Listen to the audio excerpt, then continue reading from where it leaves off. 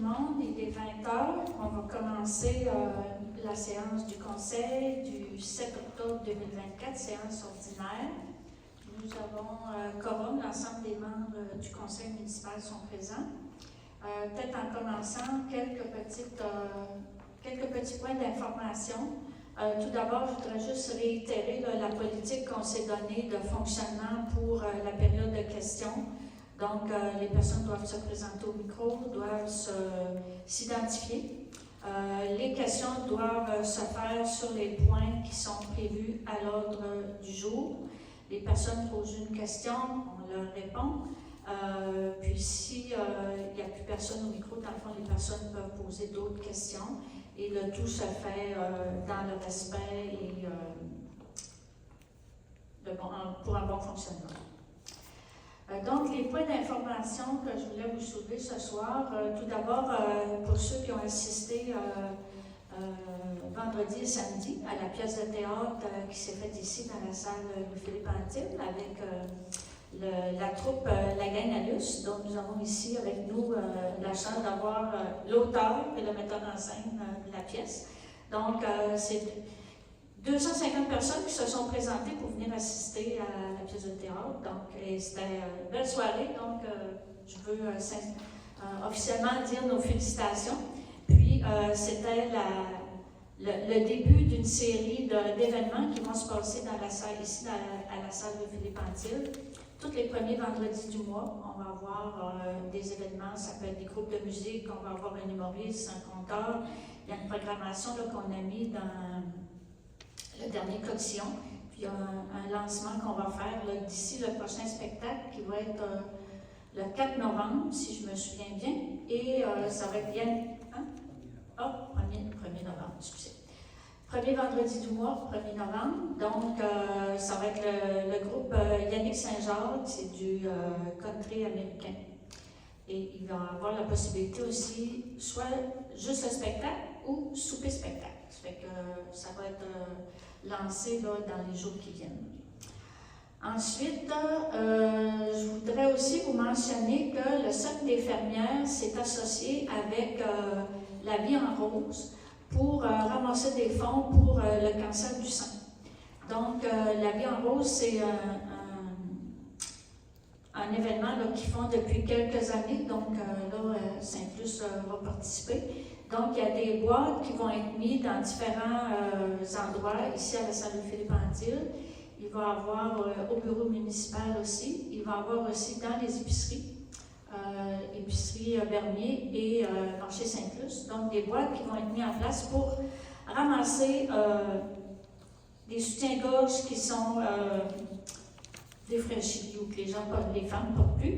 Et La Vie en Rose donne $1 par soutien-gorge ramassé pour la recherche sur le cancer du sein. Ça fait qu'on invite les citoyens à participer. Ensuite de ça, j'ai eu plusieurs questions aussi de citoyens par rapport au projet Incognito, à savoir est-ce que ça va se mettre en marche, est-ce que qu'est-ce qui se passe, etc. Donc, je vais vous dire qu'on a eu, ça avait été annoncé, là, on avait eu la grosse subvention du PAREP, on a eu des subventions aussi de la MRC, de Développement économique Canada, de la Caisse des Jardins. Donc, actuellement, on a donné un contrat à la FQM, donc la Fédération des municipalités, fait qu'on travaille avec eux et avec la firme Incognito. Donc, le projet est parti, là, on est à l'étape on s'apprête à lancer des appels d'offres pour les différents aspects du projet. Donc, ça va bon train. Des questions aussi que j'ai eues sur le projet de garderie qui serait subventionné par la municipalité. Donc, 2 garderies qui vont se mettre en place là, dans l'ancien édifice du manoir Saint-Laurent là, qui a commencé à être rénové. Donc, on a eu confirmation là, que le tout pourrait s'ouvrir comme prévu pour le 1er avril. On a des discussions aussi avec le centre de petite enfance, là, les Pinsons. Donc, on travaille avec eux en collaboration, ça fait que les délais sont respectés. Vous avisez aussi qu'il va y avoir la fête de l'Halloween pour les enfants. Le 27 octobre, c'est le dimanche après-midi. Donc, les familles sont invitées. Et le souper des bénévoles qui va se tenir le 9 novembre. Donc, il y a des invitations qui vont partir prochainement. Et dernier petit point d'information, l'ancien édifice de Copilab a été vendu et le nouveau propriétaire a loué cette bâtisse à la Sûreté du Québec. Donc, dans l'édifice va servir de lieu pour la formation des policiers. Donc, on m'a dit, ne vous inquiétez pas, s'il y a beaucoup d'autos de patrouille, beaucoup d'autos de la Sûreté du Québec, c'est pas parce qu'il y a une descente ou quelque chose comme ça, c'est des policiers qui vont être en formation. Et c'est supposé de commencer là, cette semaine ou la semaine prochaine. Fait qu'on va mettre un petit message aussi là, sur le site web et la page Facebook de la municipalité pour informer les gens. Fait que j'inviterai mes collègues à se présenter et à faire un petit rapport de leur dossier aussi, s'il y a lieu. Bonsoir, au Villa Soucy, je suis au siège numéro 1, 132 Ouest. Le point qui me tenait beaucoup à cœur, entre autres, qui est réglé, c'était d'obtenir le décret du ministère des Affaires municipales pour la fusion des OMH, à savoir Fleuve et Vallée. On a été reconnus, regroupés, et ça a passé dans la Gazette officielle. À part ça, c'est du maintien là, régulier comme conseiller. Bonsoir, Sandra Berruet, donc district numéro 2, c'est la route du fleuve Ouest. Donc moi je siège aussi sur le comité sport loisirs et culture avec Rodrigue. Et puis nous on est à préparer l'Halloween qui va avoir lieu le 27 octobre prochain là, pour les jeunes ici là, dans la salle Philippe Antibes. On a aussi plusieurs rencontres de comité ressources humaines. Vous allez voir des embauches aussi qui vont être faites prochainement. Et puis d'autres comités, comité incendie, comité sécurité routière. Donc, bien occupé. Merci. Bonsoir tout le monde. Mon nom est Joël Gagnon. Je suis conseiller du district numéro 3. Ça veut dire principalement la plage. À partir de la côte de Lens, ça aller jusqu'à Sainte-Flavie. La même chose pour la route 132 Est. Je fais partie de Tourisme Sainte-Luce. On attendait des embauches concernant la municipalité pour faire une prochaine notre post-mortem de cet été et de l'année. Concernant la sécurité routière, c'est en veilleuse. Donc voilà, je vous souhaite une bonne soirée. Merci. Bonsoir, Rodrigue Saint-Laurent, district numéro 5, côté ouest du secteur Louisville, Saint-Alphonse, côté ouest. Dans mes comités, alors le calcul, Micheline en a parlé tout à l'heure, il y a eu la pièce de théâtre en fin de semaine, le 4 et le 5, et la pièce va revenir le 31 janvier, 1er février. Le prochain spectacle, c'est Yannick Saint-Jacques et son band. Aussi, événement culture, Sandra en a parlé tout à l'heure, la Halloween s'en vient, donc le 27, vous pouvez amener vos enfants pour s'amuser avec nous. Et je suis aussi responsable des bibliothèques et le réseau Bibliothèque Bas-Saint-Laurent a accordé une subvention à nos 2 bibliothèques à la hauteur de 5 000 $. Il va y avoir des activités organisées avec cet argent-là, entre autres des ateliers théâtre pour les jeunes. Et la prochaine activité qui est déjà cédulée, c'est le 24 octobre, le Salon du livre Boville, organisé avec le réseau et la bibliothèque de Longélie. Donc, ça va être ouvert de 17h à 19h30. Il va y avoir des activités pour tout le monde. Merci. Bonsoir, Victor Carré, territoire numéro 4, représentant le rang 2 et 3 Est et Ouest. Juste pour mentionner que les travaux de rénovation, la phase 2 du rang 3 Est sont en bonne voie. Les échéanciers sont respectés et ça devrait se finir à la fin du mois d'octobre. Merci. Bonsoir. Marie Côté, pour le district numéro 6, c'est-à-dire le secteur Lusile, à l'est de la rue Saint-Alphonse. Alors moi, je participe, je suis substitut pour le comité budget. Alors justement, cette semaine, j'ai été à revoir un peu certaines des dépenses, à questionner. Ensuite, comité embellissement, après les activités d'Halloween, ben, c'est les décorations de Noël. Donc, on est en train de... On a une réunion qui va être planifiée bientôt pour justement s'assurer que les décorations soient un petit peu rafraîchies parce qu'il y en a quelques-unes qui ont eu pas mal de vent l'année passée. Alors, également, je participe au comité ressources humaines, donc il y a eu, comme le disait Sandra, là, plusieurs embauches, alors j'ai participé à quelques-unes des entrevues d'embauche. Voilà, bonne soirée. Merci. Et avec nous, Sheldon Côté, directeur général. Donc, on s'est rendu à l'adoption de l'ordre du jour. Peut-être faire un petit rappel là, des points qu'on a discutés ce soir. Donc, on a l'adoption de procès-verbal de la séance ordinaire du 9 septembre dernier. Il y a eu une séance extraordinaire aussi le 16 et le 23 septembre.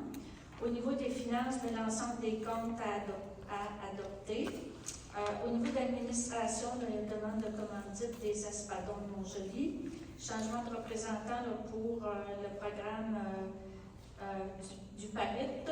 Il y a un amendement aussi qui va être fait en résolution sur l'achat des ordinateurs. Autorisation de signature pour l'entente avec le ministère de la Sécurité publique.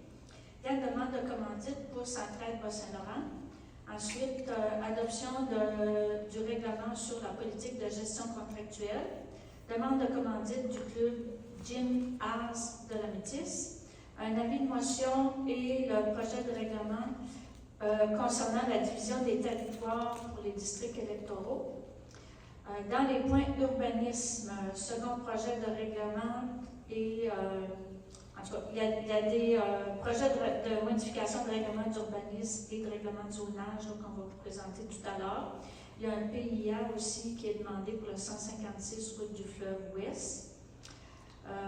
Ensuite, au niveau des loisirs, il n'y avait pas de point particulier, pas de résolution particulière. Au niveau des travaux publics, embauche de manœuvre à temps partiel, un manœuvre opérateur de camion à temps plein et une demande au ministère des Transports pour une prolongation des délais pour la réalisation de travaux sur le rang 3. Au niveau de la sécurité publique, il y a une résolution concernant le centre d'appel d'urgence qu'on appelle la COREC. Embauche de pompiers à temps partiel. Dans les points de développement, on a une demande de commandite à la Chambre de commerce et d'industrie de la Métis, embauche d'une agente de vitalisation, c'est un remplacement de congé maternité. Il y a l'approbation du budget au niveau de l'Office d'habitation de la Métis. Adoption d'un règlement pour les honoraires en ingénierie et architecture pour les plans et devis pour la rénovation du gymnase. Ensuite, adoption d'un règlement pour honoraires d'ingénierie et d'architecture pour les plans et devis pour la construction de l'hôtel de ville. Demande de délai supplémentaire pour le déplacement de la maison qui est située au 482 route 132S. Suivi de la rencontre annuelle avec les commerçants, suivi de la rencontre annuelle avec les agriculteurs, ensuite suivi de la consultation publique sur l'hébergement touristique, abrogation de résolution concernant l'octroi de mandat à la firme Incognito, avis de motion pour règlement d'emprunt pour la réalisation du projet, d'incode toujours Saint-Cloud-sur-Mer à compter par le fleuve. Il y a l'avis de motion et le dépôt du projet. Dans l'affaire nouvelle, on a octroi d'un contrat pour des travaux de réfection de diverses rues dans la municipalité. Au point de correspondance, période de questions et fermeture de la séance. Donc, j'aurais besoin d'un proposeur pour l'ordre du jour. Madame Malcôté, appuyée par M. Carrier. Est-ce qu'il y a des questions ou des commentaires? J'appelle le vote les pour. C'est donc adopté à l'unanimité. Au niveau de l'adoption des procès-verbaux, pour la séance ordinaire du 9 septembre 2024, j'aurais besoin d'un proposeur, Mme Bérubé, appuyée de M. Saint-Laurent. Est-ce qu'il y a des questions ou des commentaires sur le procès-verbal? Et si c'est conforme à nos discussions. Oui. J'appelle donc le vote, les pour. Donc adopté à l'unanimité. Pour la séance extraordinaire du 16 septembre, j'ai besoin d'un proposeur, M. Gagnon, appuyé de Mme Côté. Questions, commentaires? C'est conforme à nos discussions? J'appelle le vote, les pour. C'est donc adopté à l'unanimité. Ensuite, l'adoption du procès-verbal de la séance du 23 septembre. J'aurais besoin aussi d'un proposeur, Mme Côté, appuyé de M. Carré. Questions, commentaires? C'est conforme à nos discussions? J'appelle le vote, les pour. C'est donc adopté à l'unanimité. Au niveau des points finances, notre ministre des Finances était à la chasse la semaine dernière. C'est donc notre sous-ministre qui a fait la vérification des comptes. Donc, Mme Côté, je pense que si vous voulez nous... Oui, alors les documents, les dépenses ont été vérifiées et après questions posées pour quelques clarifications, tout s'avère être conforme. Merci. Nous allons donc procéder à l'adoption des résolutions. Donc, la première, qui est l'adoption des comptes à payer au fond des activités de fonctionnement à des fins fiscales. La résolution est que les comptes qui sont présentés, qui sont les chèques numéro 14 200 à 14 238, 14 240, 14 246 à 14 247, au montant de 1 203 770 et 98. Les dépôts directs numéro 499 à 534 au montant de 100 655 et 11 sous.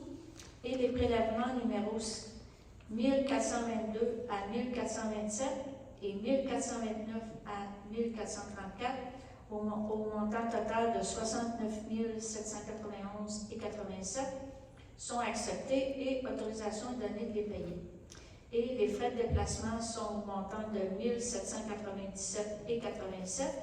La rémunération des employés, des élus et les cotisations réelles au montant de 123 125 et 55 sont acceptés.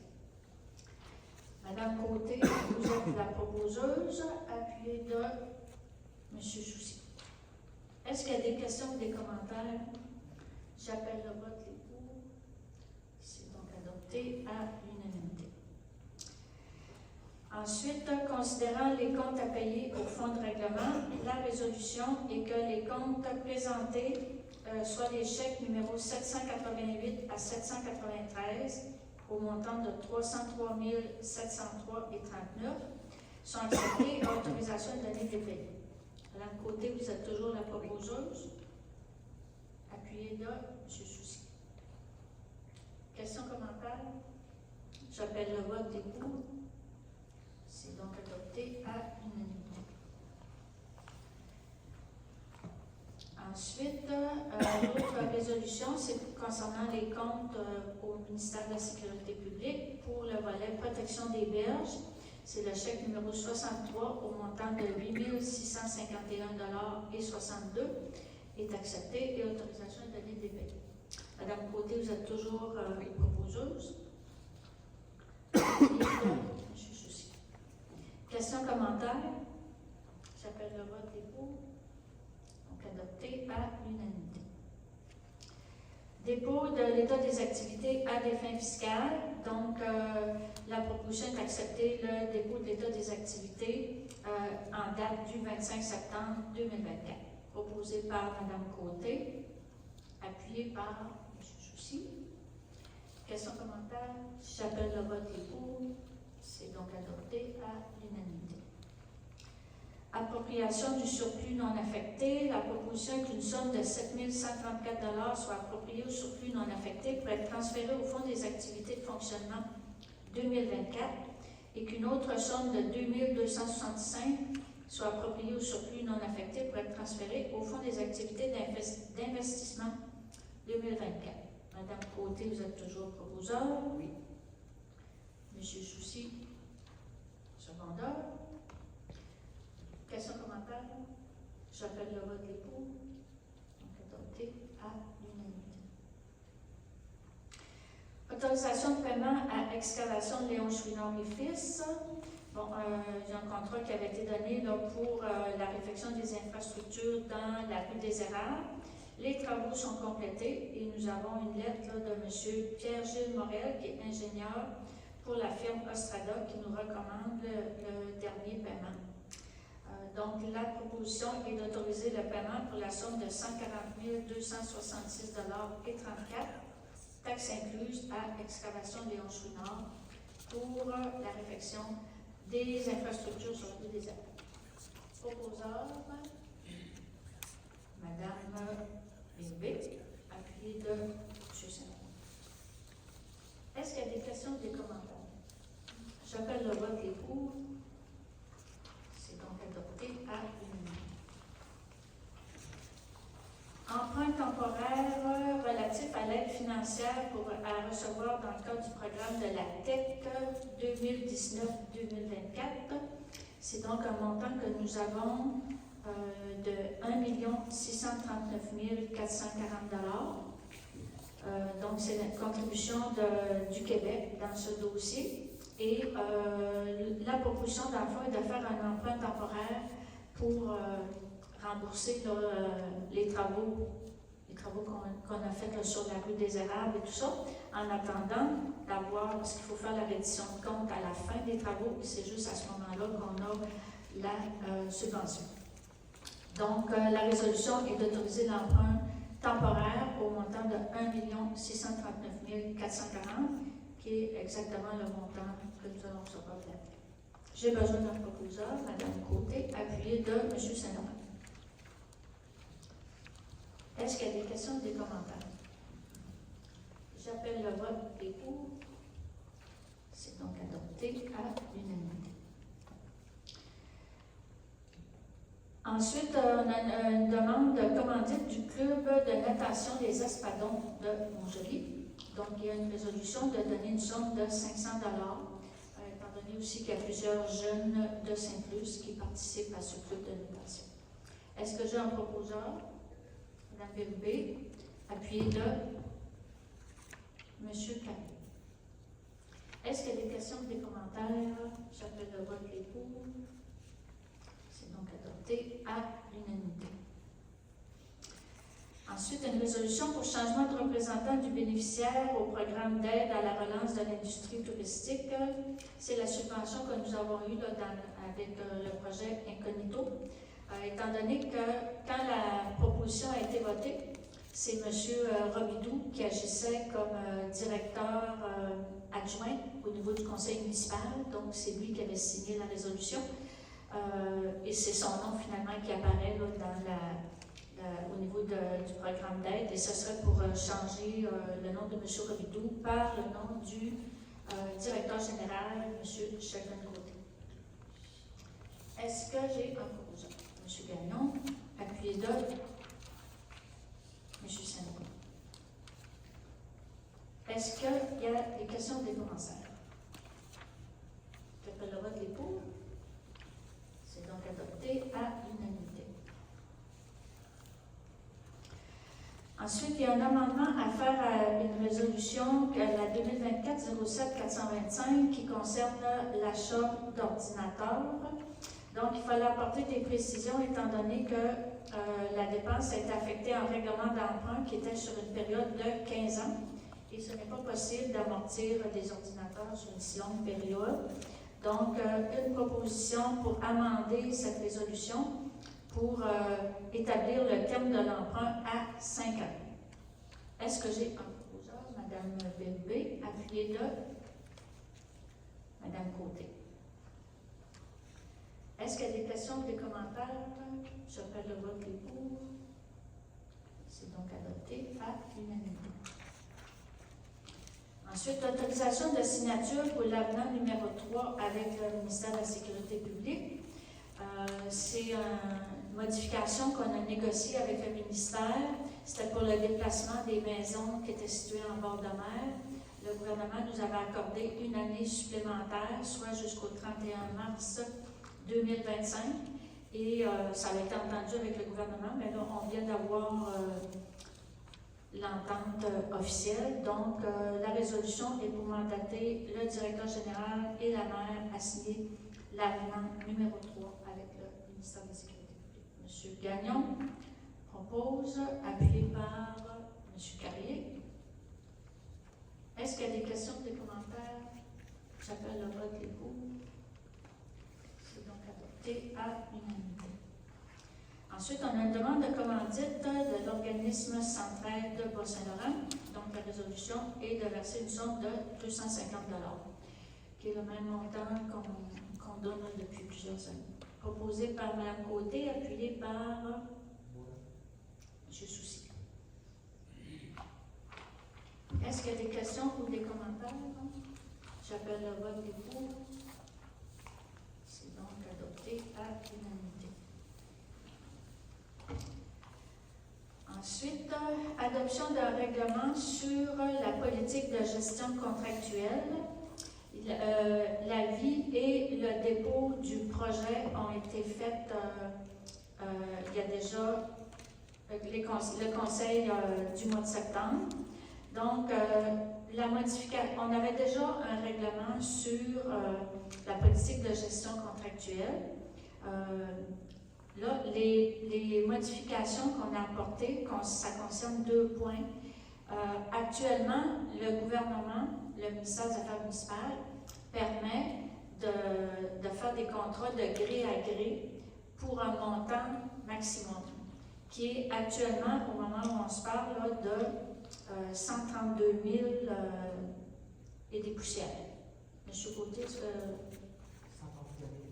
133 800, excusez. Donc, tout ce qui est entre 25 000 et ce 133 000-là, on peut faire donner des contrats ou aller en appel d'offres de gré à gré ou sur invitation. Ce montant-là, il est augmenté à chaque année selon l'IPC. Dans notre politique, c'est le montant qui est inscrit. Vu que le montant change à chaque année avec l'IPC, il fallait à chaque année revoter le règlement. Là, on le modifie pour indiquer que le montant, dans le fond, il est déterminé par le ministère des Affaires municipales. Donc, là, ce qu'on met dans le règlement, c'est selon la politique du ministère, ce qui fait en sorte qu'on n'aura pas besoin de revoter à chaque année là, la politique. Ensuite, le gouvernement nous demandait dans nos appels d'offres ou dans les contrats qu'on donne de gré à gré, de favoriser les entreprises du Québec et du Canada. Donc, du Québec en premier, en deuxième du Canada. Donc, on a ajouté à notre politique ces 2 aspects-là. Et peut-être pour un peu d'information, je voudrais peut-être vous spécifier quand on fait de tels contrats, c'est quoi les principes ou les directives là, qui sont mis en place pour faire juger dans le fond là, à qui on va faire la demande gré à gré ou pour l'acceptation des appels d'offres. Donc, on regarde le degré d'expertise, la qualité des travaux, des services, les délais, la qualité des biens, des services ou des travaux, les modalités de livraison, les services d'entretien, l'expérience et la capacité financière de l'entreprise, la compétitivité des prix, en tenant compte de l'ensemble des conditions. On va tenir compte aussi du fait que le fournisseur a un établissement sur le territoire de la municipalité de Sainte-Luce, parce qu'on a une politique d'achat local, donc on les priorise. Et comme je vous disais, s'ils ne sont pas sur le territoire de Sainte-Luce, dans notre politique d'achat local, on va préconiser sur le territoire de la MRC et ensuite ça va au Québec ou au Canada. Donc, on serait à l'adoption de notre politique. Est-ce que j'ai un proposeur? M. Saint-Laurent, appuyé de Mme Côté. Est-ce qu'il y a des questions ou des commentaires? J'appelle le vote les pour. C'est donc adopté à l'unanimité.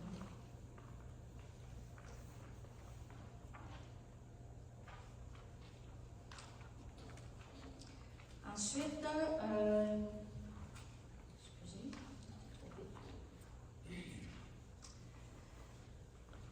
nous avons aussi une demande de commandite du club Gym Ars de la Métis. La résolution est de verser une somme de 250 $ pour l'organisme. Il y a aussi plusieurs jeunes de Saint-Luce qui participent à cet organisme. La mission, c'est d'offrir aux gymnastes un programme d'entraînement qui répond aux objectifs de la Fédération canadienne de gymnastique. Est-ce que j'ai un proposeur? M. Saint-Laurent, appelé de Mme Côté. Est-ce qu'il y a des questions, des commentaires? Oui. J'appelle le vote les pour. C'est donc adopté à l'unanimité. Ensuite, il y a un avis de motion pour l'adoption du règlement concernant la division des territoires en 6 districts électoraux. Lors des dernières élections, on avait divisé la municipalité entre 6 districts. La loi nous oblige, en prévoyant chacune des élections, à revoter notre règlement. Et là, on avait gardé ça exactement comme c'était, sans changement. Et on a eu une réponse d'Élections Québec, ça a été refusé. Notre proposition étant donné que entre chaque district, il ne doit pas avoir plus que 25% de différence au niveau du nombre de citoyens qu'il y a dans chacun des districts. Et étant donné qu'entre la dernière élection et le moment où on a adopté notre règlement, il y a eu des changements. Il fallait faire un nouveau règlement qui correspond à la réalité vraiment actuelle. Donc, il y a la résolution. D'abord, on va faire l'avis de motion et le projet de règlement pour modifier notre règlement sur la division des territoires en 6 districts électoraux. Donc, le district numéro 1, qui est M. Soucy, avant, il y avait 296 électeurs. Dans le nouveau règlement, il y en aurait 312. Pour le district numéro 2, qui est Mme Bérubé, avant, il y en avait 343. Dans le nouveau règlement, il y en aurait 356.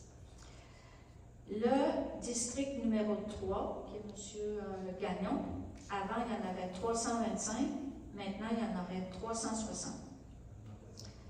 Dans le district numéro 4, avant, il y en avait 396. Et là, il y en avait 392, donc une petite baisse. Dans le district numéro 5, qui est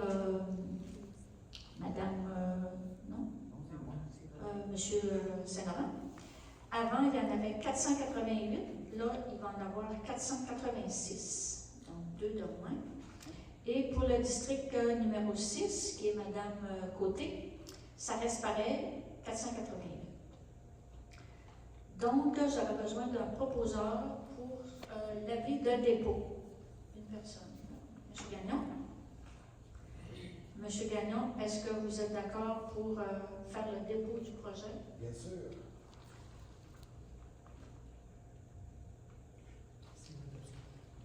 L'adoption. Bon, j'ai donc besoin d'un secondaire pour le dépôt. M. Saint-Laurent.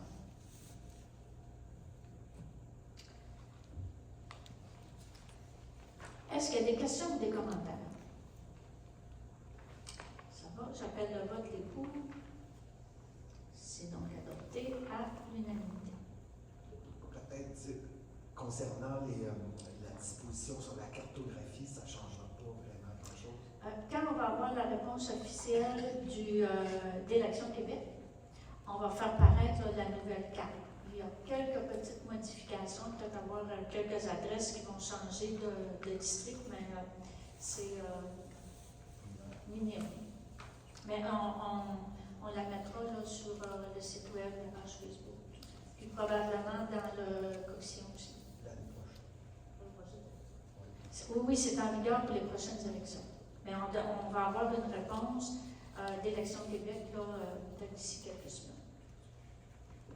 Il va y avoir un appel public aussi qui va être fait là, comme à l'habitude. Fait qu'il va y avoir un appel public physique qui va être mis ici, au bureau municipal, sur notre site internet et sur Facebook, où il va y avoir les modifications à apporter là, au district. Puis il va y avoir une cartographie aussi. Fait que surveiller, on va l'appeler public nécessairement aussi. Merci. Ensuite, dans les dossiers d'urbanisme et environnement, on est à l'adoption d'un second projet de règlement qui concerne la zone, modification de règlement pour le zonage qui concerne la zone 141 VLG.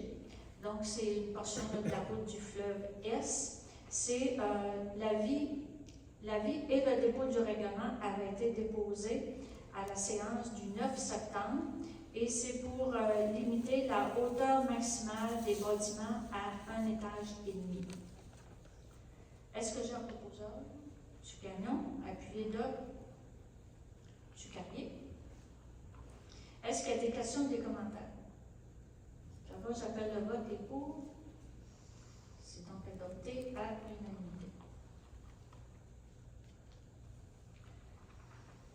Ensuite, non.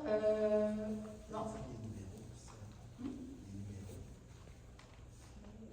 Ben, où on est rendu par Ah, on cherche. C'était 6 Ok, points. excusez, pardon. Nous sommes au point 6.2. Dans la salle, vous avez l'ordre du jour, je pense. Vous avez l'ordre du jour? OK. Fait que nous sommes au point 6.2. Donc, le point 6.2 et 6.3 sont reliés. Donc, ça concerne le même sujet. Mais il y a un règlement qui concerne le plan d'urbanisme et il y en a un autre qui concerne le plan de zonage. Donc, le 6.2, c'est pour modifier l'affectation industrielle légère afin de permettre l'implantation d'entreprises offrant des services de sport et de loisirs intérieurs. Ça concerne le secteur de la rue des Érables. Donc, la modification du plan d'urbanisme pour permettre l'implantation de services de sport et de loisirs intérieurs, notamment des gymnases et formations athlétiques. Il y a un avis de motion qui avait été donné le 15 juillet dernier. Donc, est-ce que j'ai un proposeur, M. Gagnon, appuyé de M. Carrier? Est-ce qu'il y a des questions, des commentaires? J'appelle le vote, les coups. C'est donc adopté à l'unanimité.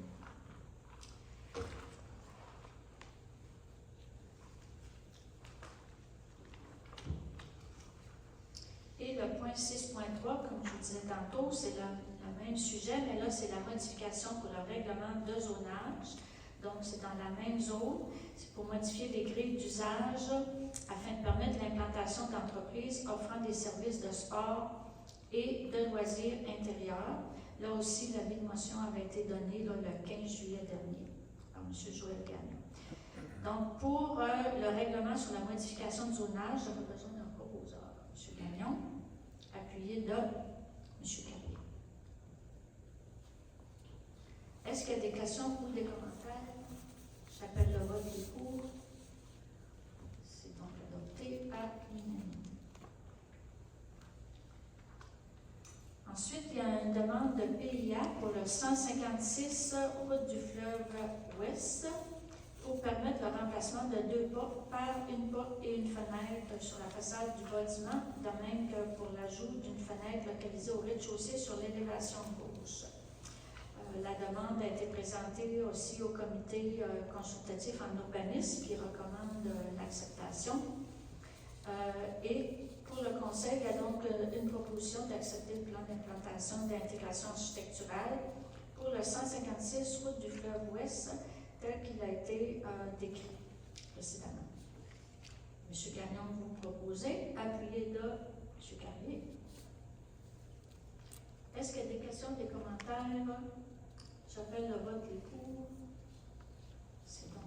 adopté à l'unanimité. Ensuite, un avis de motion pour modifier le plan d'urbanisme pour les grandes affectations de sol. Donc ça, c'est un avis de motion. J'avais besoin d'une personne qui déposerait l'avis. Je Gagnon.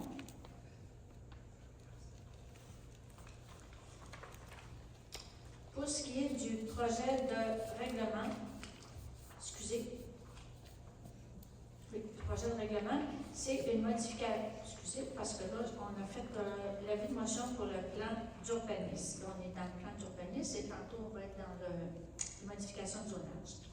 Donc, cette demande, elle vise un secteur sur la 132 qui est situé entre le camping La Luciole et la rue Luce Drapeau.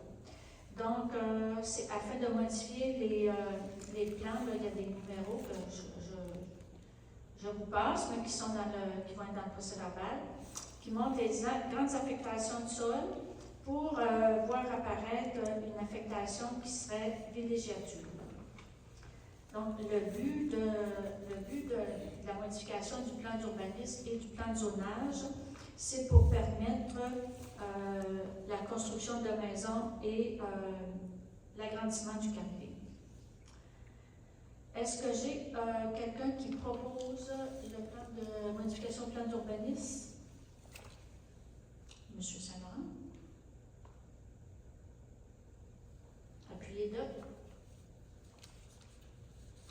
Monsieur Carrier.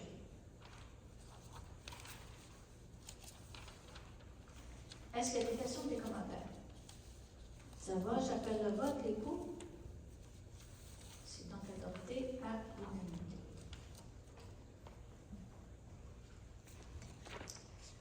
Ensuite, même dossier, mais là, on est dans une modification de zonage. Tout à l'heure, c'était le plan d'urbanisme. Donc, pour amender le règlement de zonage afin de créer une nouvelle zone qui serait la 134-1, qu'on appelle VLG, afin de créer une nouvelle zone où serait autorisé le camping et l'habitation. Donc, l'avis de motion est donné à cette séance par M. Saint-Laurent.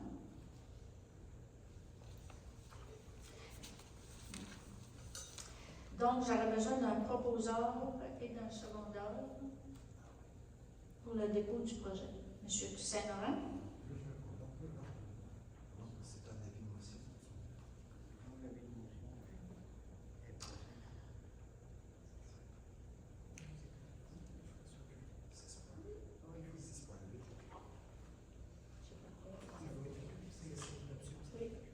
Parce que là, on est à l'adoption du projet, donc ça me prend un proposeur et un secondeur. M. Saint-Laurent propose. M. Carrier second. Non. Est-ce qu'il y a des questions ou des commentaires? J'appelle le vote et pour. C'est donc adopté à l'unanimité.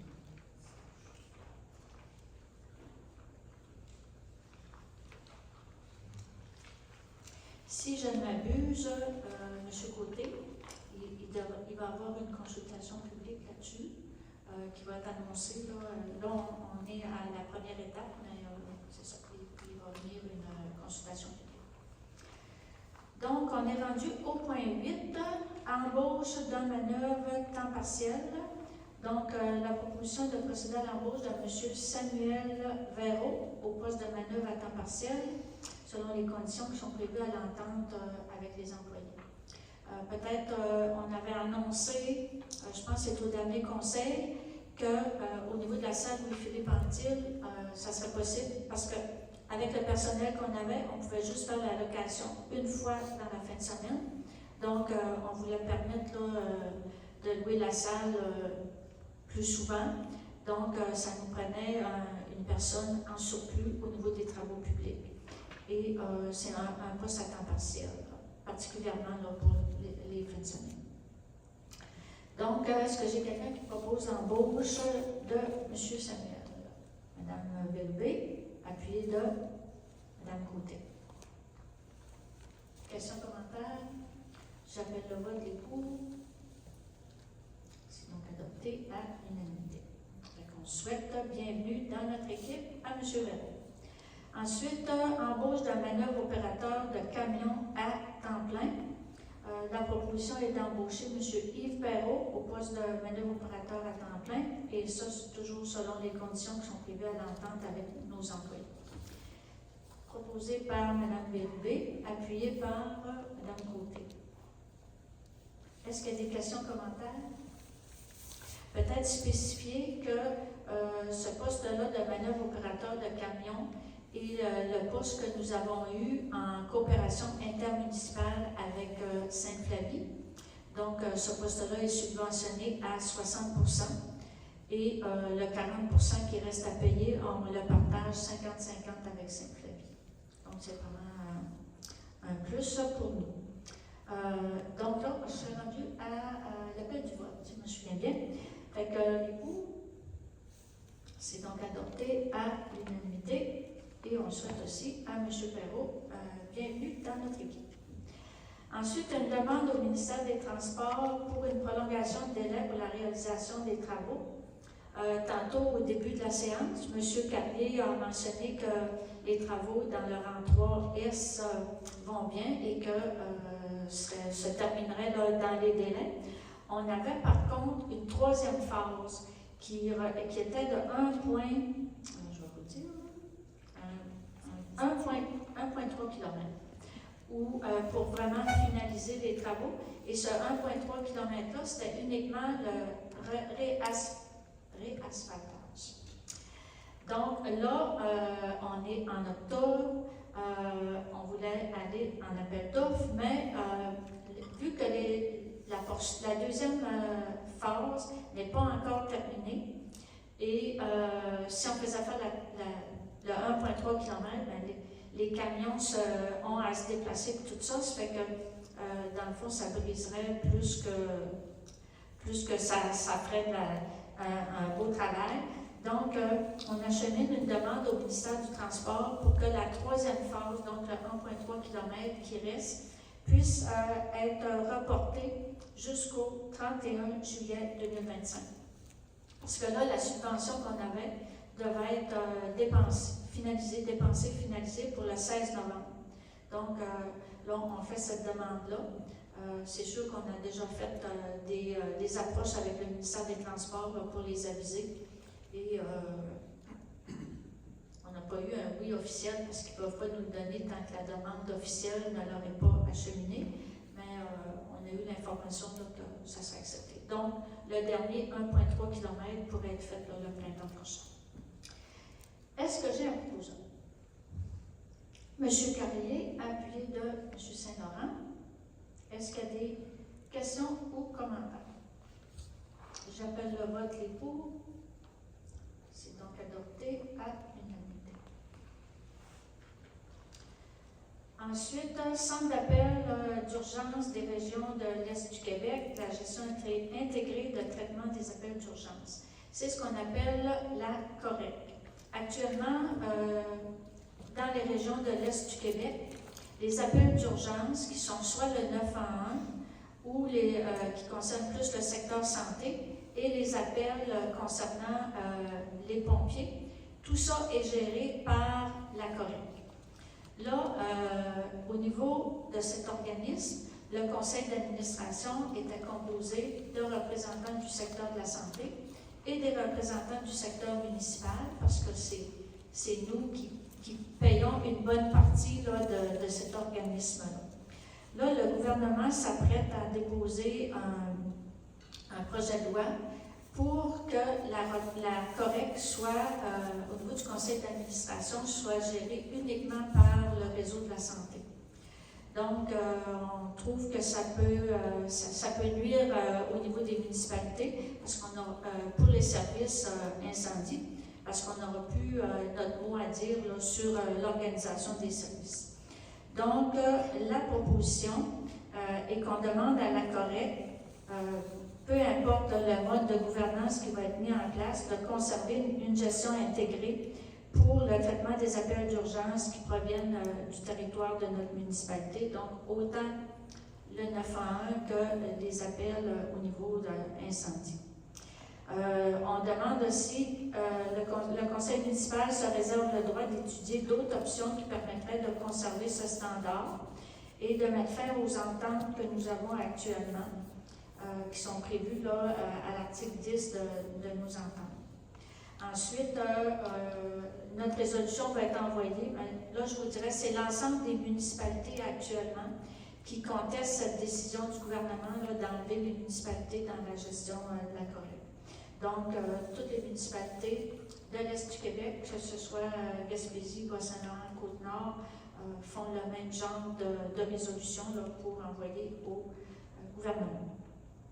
Est-ce que j'ai un proposeur, Mme Bérubé, appuyé de M. Clapier? Est-ce qu'il y a des questions ou des commentaires? J'appelle le vote, les pour. C'est donc adopté à l'unanimité. Embauche de pompiers à temps partiel, M. Gilles Dionne et Yves Lécuyer. C'est des deux pompiers qui avaient déjà été embauchés, qui faisaient leur formation de, je pense qu'on appelle pompier 1, si j'ai côté, bien sûr. Donc, leur formation est finie, a été réussie.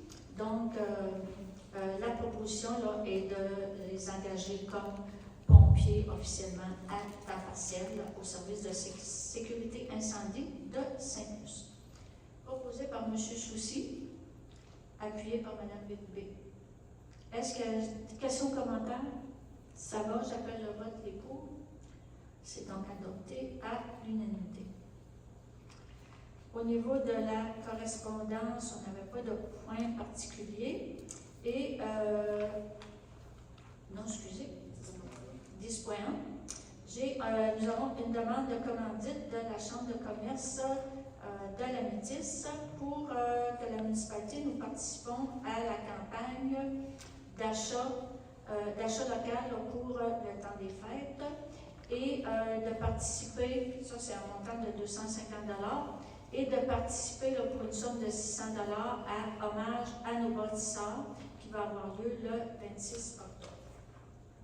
Donc, proposé par Mme Bérubé, appuyé par Mme Côté.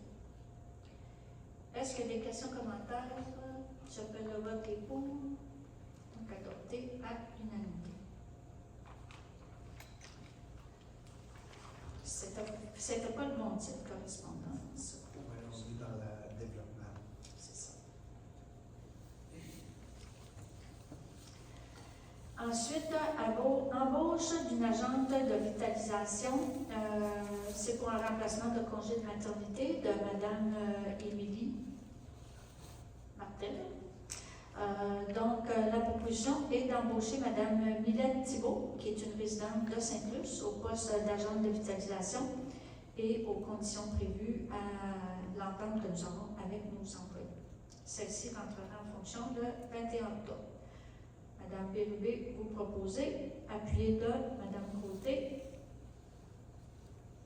Questions, commentaires? J'appelle le vote, les pour. C'est adopté à l'unanimité. Nous souhaitons bienvenue dans l'équipe à Mme Thibault. Ensuite, approbation du budget révisé de l'Office d'habitation de la Métis pour l'ensemble immobilier qui est sur notre territoire, le 91 rue Saint-Pierre-Est. Donc, pour votre information, le budget 2024 était prévu à 103 244. Là, il est à 125 545. Et ça, c'est la contribution de la municipalité là, pour notre office d'habitation qui est situé au 91 rue Saint-Pierre. Est-ce que j'ai un proposeur? M. Soucy, appuyé de Mme Côté. Questions, commentaires? J'appelle le vote, les pour. C'est donc adopté à l'unanimité. Ensuite, adoption du règlement décrétant une dépense de 133 736 $ et un emprunt du même montant pour des honoraires en ingénierie et architecture pour l'établissement de plans et de vie en vue de la rénovation du gymnase, de la salle et de la salle communautaire Gabriel Nadeau. Vous rappelez que nous avons eu une subvention de 800 000 à ce niveau. Donc,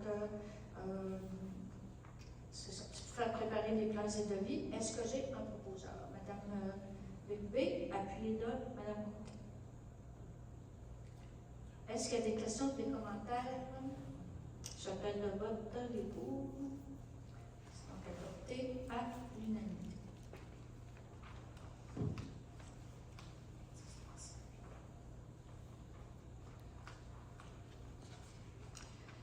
Ensuite, à 10.5, adoption d'un règlement décrétant une dépense de 381 000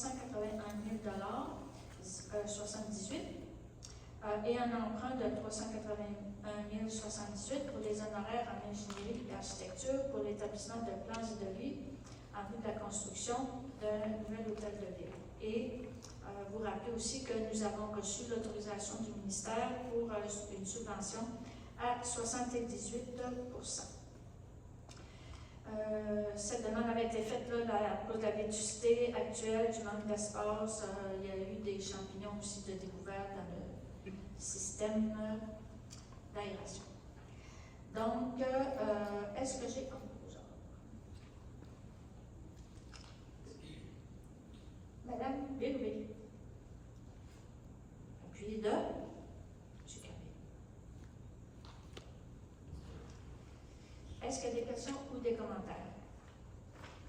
J'appelle le vote des pour. C'est adopté à l'unanimité.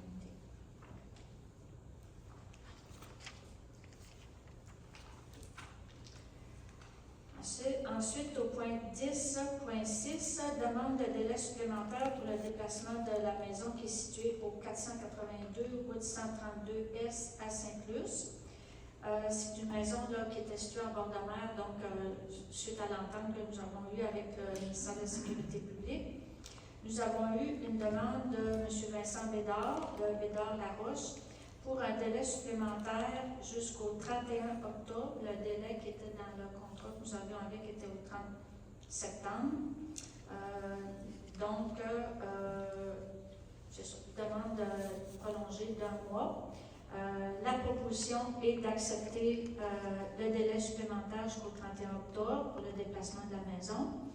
Il y aura donc un avenant au contrat initial qui va être fait et ça ne modifie pas les autres clauses ou obligations qui sont prévues au contrat. Donc, proposé par M. Gagnon, appuyé par M. Carrier.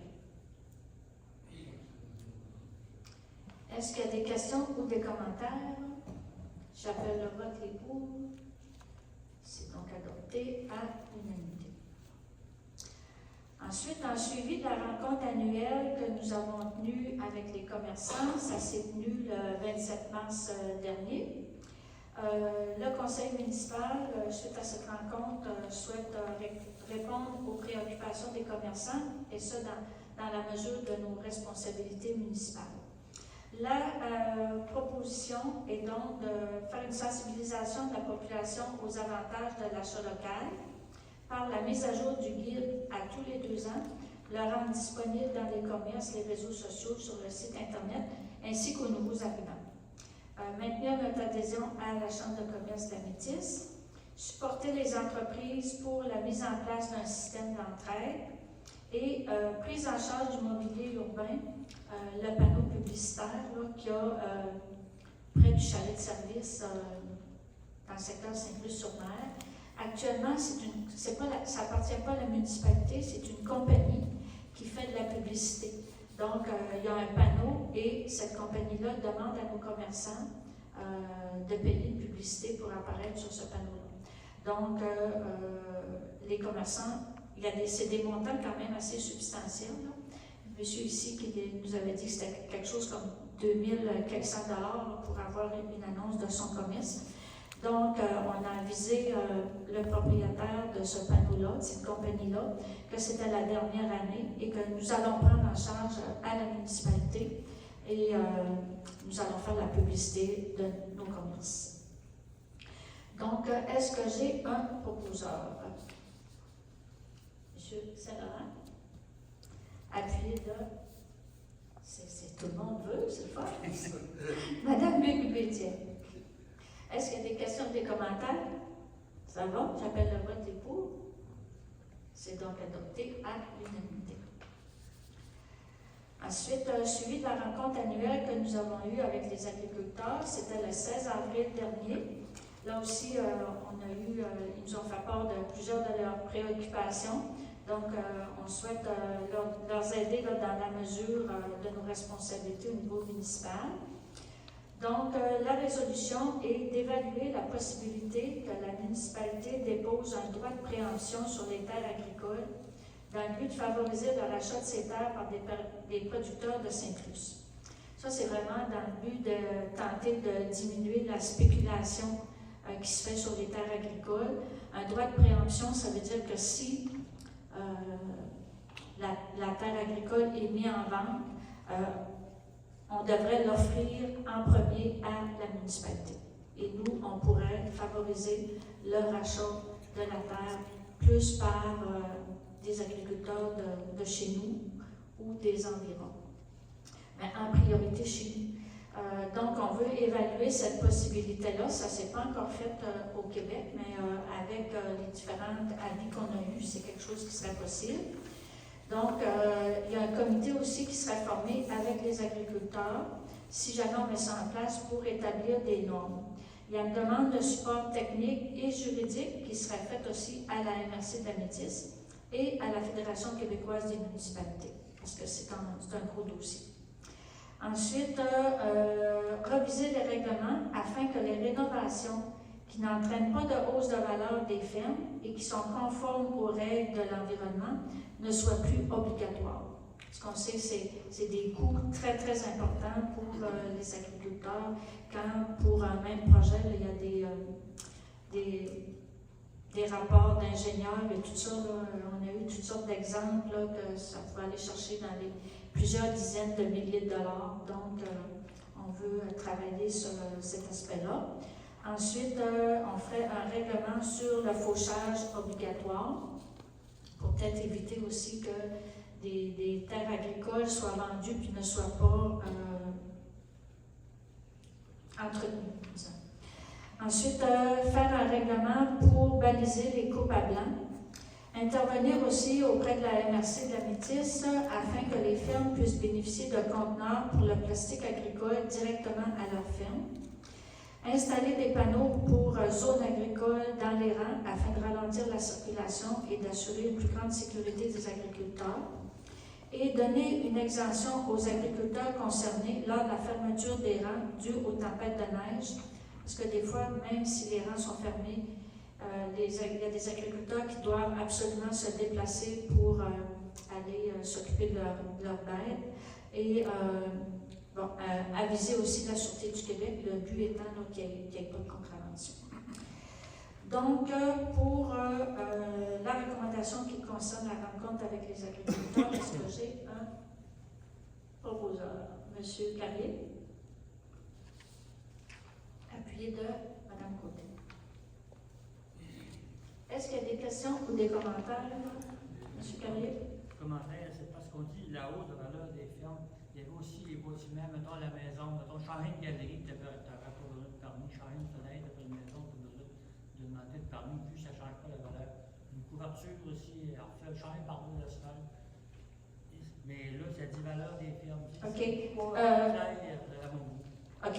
Ce que vous amenez, M. Carrier, c'est en général, ça serait pour tout le monde. Là, on est vraiment. Ça, il faudra faire une autre résolution qui sera plus générale pour l'ensemble des citoyens. Là, on était vraiment au niveau des fermes, mais on pourra le ramener là, pour l'ensemble des citoyens. Parfait. De modification du règlement à ce niveau-là. Est-ce que ça va toujours pour que vous proposez? Oui? Est-ce qu'il y a d'autres questions, commentaires? Non? J'appelle le vote les pour. C'est donc adopté à l'unanimité.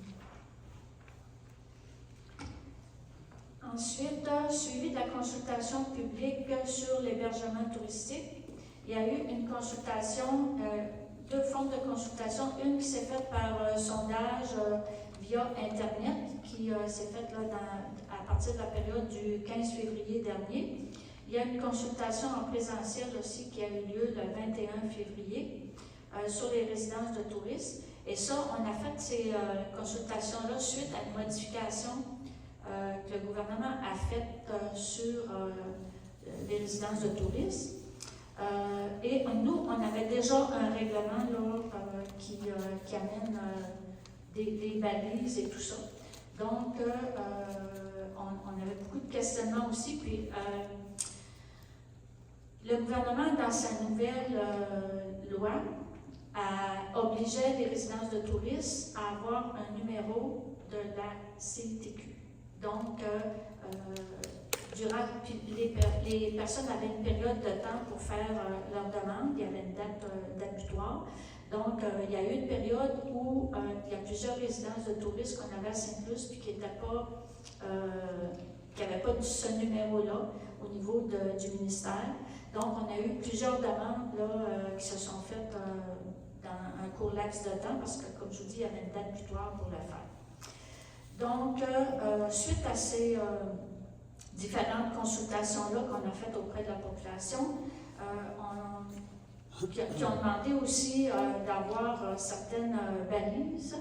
Donc, la proposition est qu'une fois par année, on fasse parvenir aux propriétaires qui opèrent des résidences de tourisme les obligations qui sont prévues à notre règlement municipal et leur obligation à en informer leurs locataires. Okay? C'est on a un règlement qui détermine tout ça, mais une fois par année, on rappellerait aux propriétaires pour être sûr que l'information se donne à leurs locataires.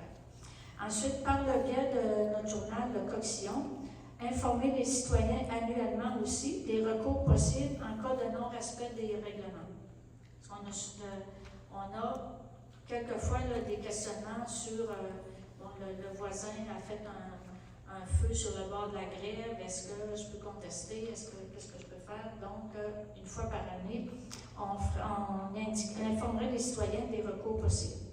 Et la municipalité fournirait aussi l'information concernant les règlements et les conditions pour obtenir un permis aux potentiels acheteurs ou aux demandeurs de permis, et ça avant la demande formelle. Donc, des fois, il y a des personnes qui voulaient acheter un immeuble, un chalet par exemple, puis voulaient pour le transformer en résidence de tourisme. Souvent, là, c'est pas nécessairement de façon annuelle, mais les personnes viennent passer leurs vacances un mois, puis le reste du temps veulent faire de la location. Donc, il y a des règles, et c'est de les informer de ces règles-là, parce que s'ils achètent, puis que finalement ils ne peuvent pas, ça fait d'autres problématiques. Donc, ce serait la proposition qui serait déposée suite à la consultation publique sur l'hébergement touristique. Et on ne reprend pas là, le règlement qui existe actuellement parce qu'il y a déjà, comme je vous disais, là, les balises et les obligations là, pour faire de l'hébergement touristique. Est-ce que j'ai un proposeur?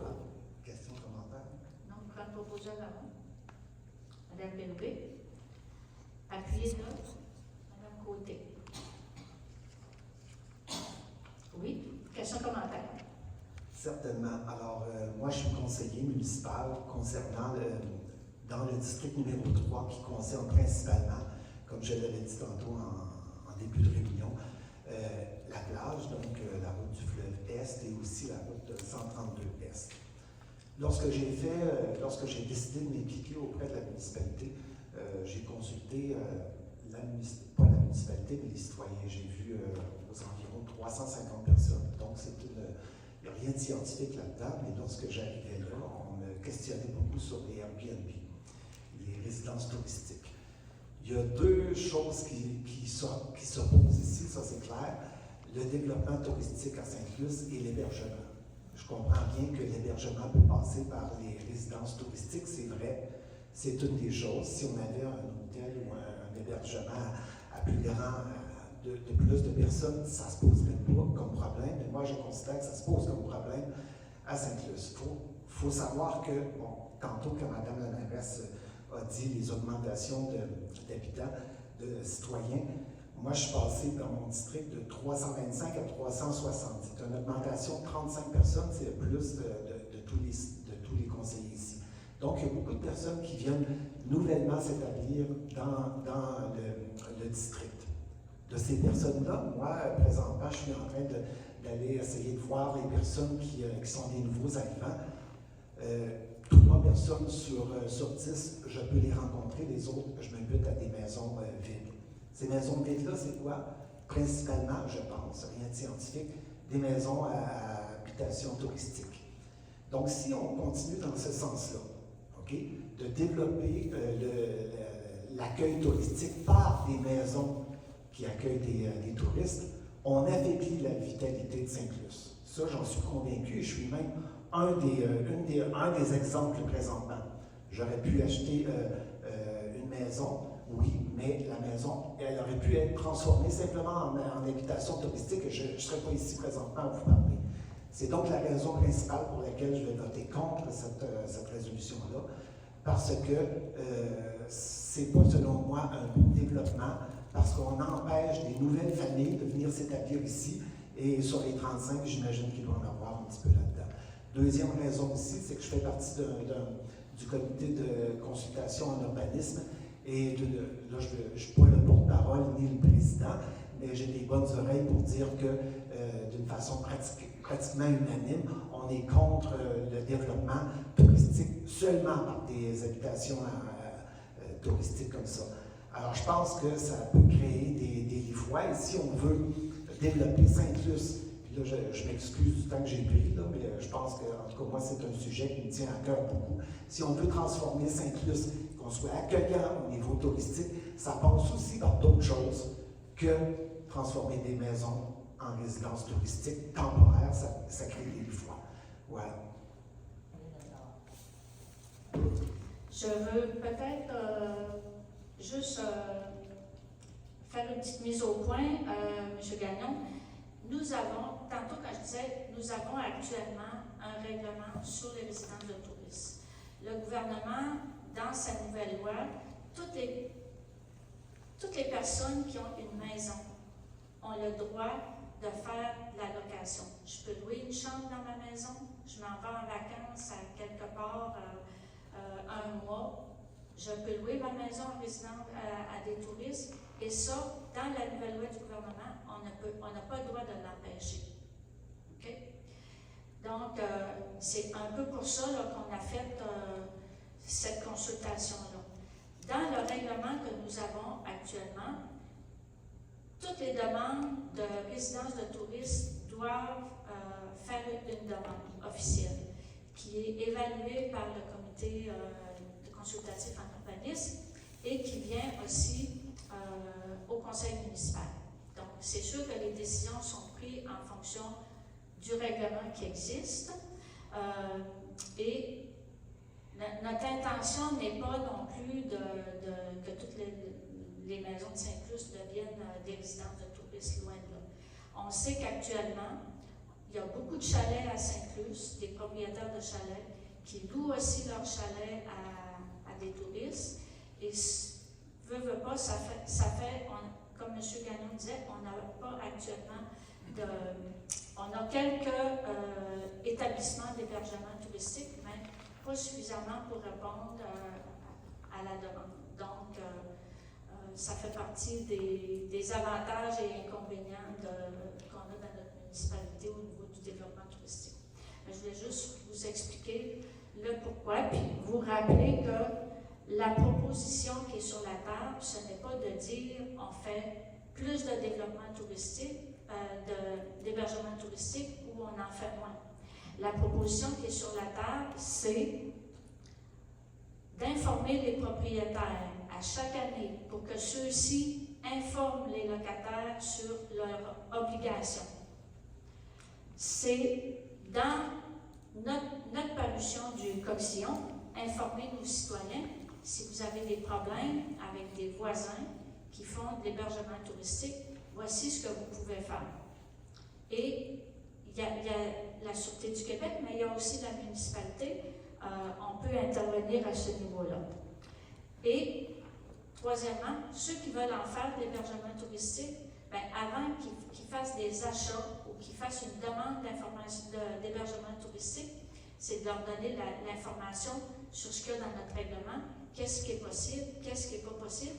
Puis on a des secteurs dans notre municipalité où c'est permis de faire de l'hébergement touristique. Par exemple, quand on regarde là, le secteur de la promenade, on n'a pas besoin de faire de demande parce que c'est un secteur qui est classé là, touristique.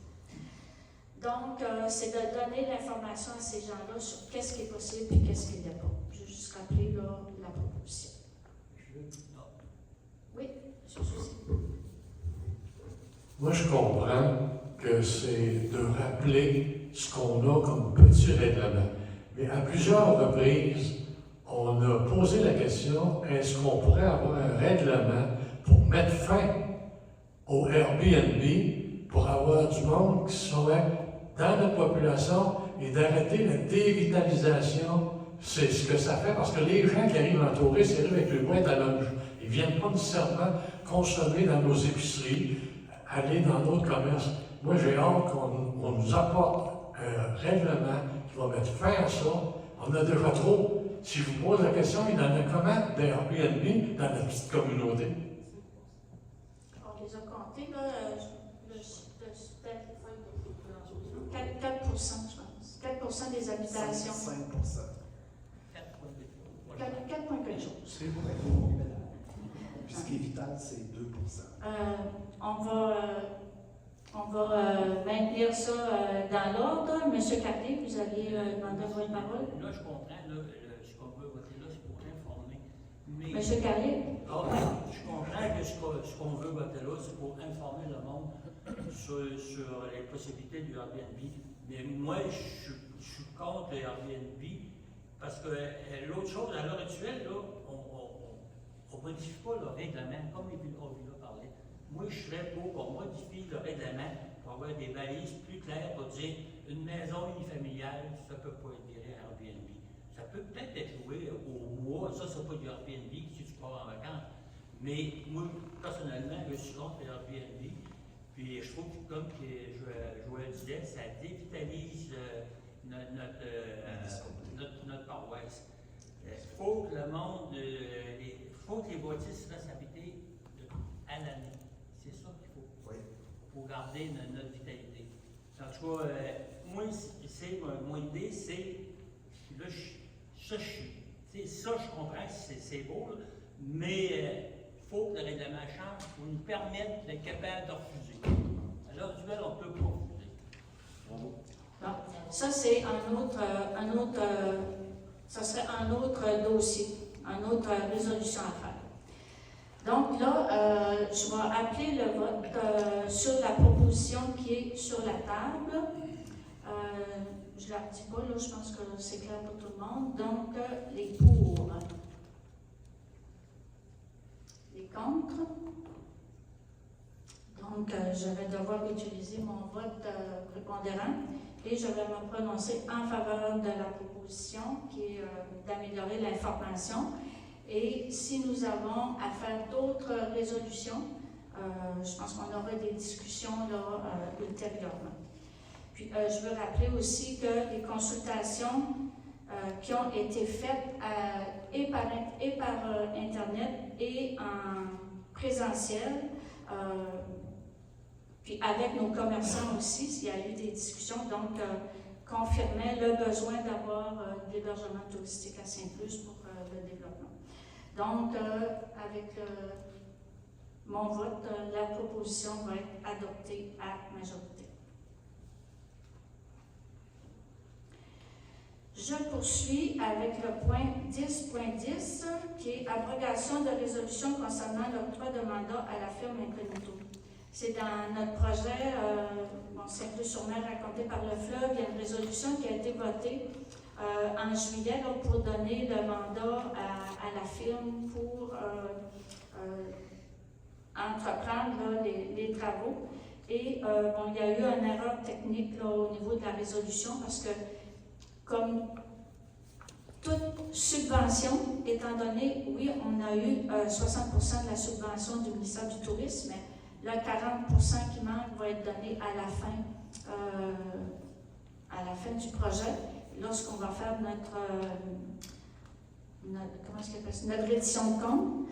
Donc, c'est ça. Il faut faire un règlement d'emprunt pour l'ensemble du projet et attendre le règlement d'emprunt avant d'engager des dépenses. Donc, la résolution qui avait été faite en juillet a été faite un peu trop tôt.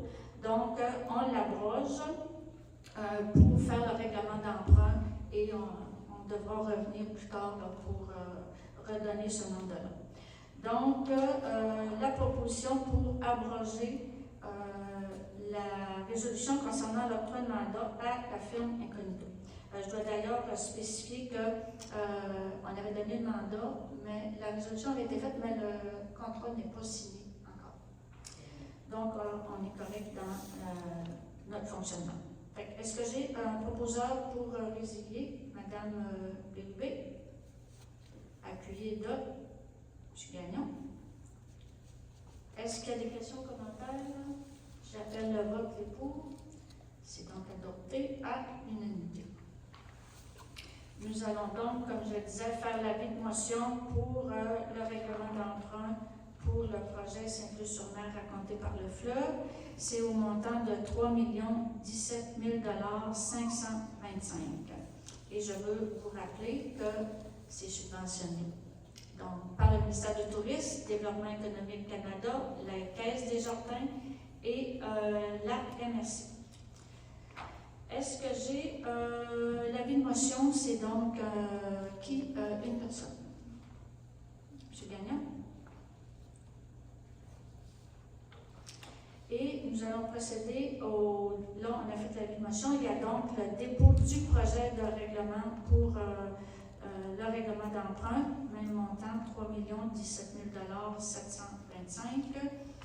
Est-ce que j'ai un proposeur? M. Gagnon, vous avez déposé l'avis, vous le proposez. Appuyé par Mme Côté. Donc, est-ce qu'il y a des questions, des commentaires? J'appelle le vote, les pour. C'est donc adopté à l'unanimité. Finalement, j'en ai une question concernant l'implantation de ça. Est-ce qu'on a une date un peu qu'on pourrait annoncer? Pas officiellement à l'heure actuelle, on est en train de travailler là-dessus. L'objectif est été 2025. Je n'ai pas de date exacte. Ça va?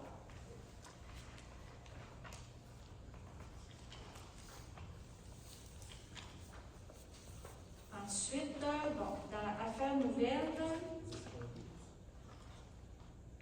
laisse-moi 12, il est fait.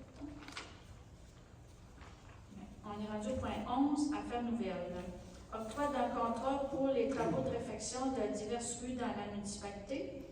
On a, il y a déjà quelques mois, fait un règlement d'emprunt de 1 million pour refaire l'asphaltage de plusieurs rues, particulièrement dans le secteur Luceville.